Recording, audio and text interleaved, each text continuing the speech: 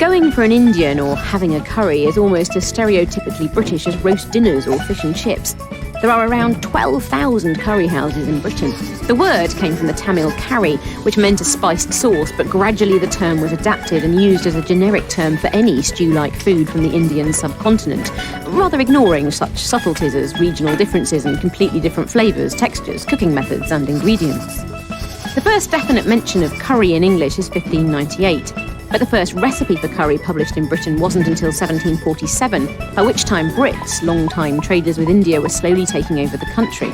Thousands of British men and women spent time in India. They had Indian cooks and servants, and while some tried to maintain Western eating habits, most quickly embraced the taste of their new home. When they returned to Britain, they brought their new love of Indian food back with them.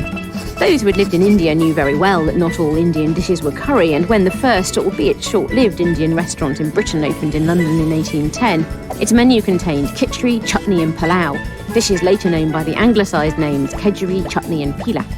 Manuscript books kept by those in the know also differentiated between dishes, but they were very much a minority, and in Britain curry became a catch-all term for almost anything with Indian spices. Slowly, certain dishes, especially chicken curry, which used an elderly fowl which had stopped laying eggs, entered the mainstream repertoire. Ready-made curry powders were widely sold. British palates were not used to Indian spices, and the early recipes are more like gently flavoured meaty stews, laden with turmeric, ginger and galangal, with cayenne for a hit. By the 19th century, curry was in every cookbook, mainly as a leftover dish. The Anglo-Indian cuisine of this era was a hybrid, using pickled cucumbers to replace mango, apple instead of tamarind, and ready-made spice blends galore.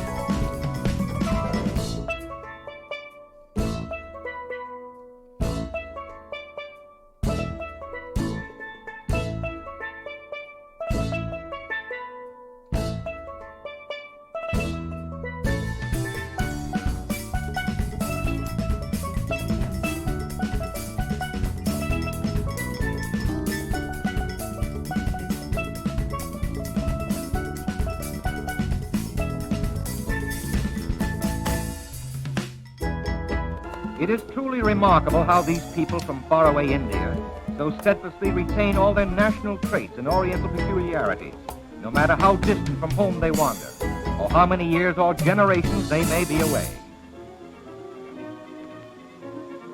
This may not appear very much like a kitchen, nor the preparing of a special meal, but the result of this woman's labors will be a feast to her household. And it certainly is a feast to this little chick.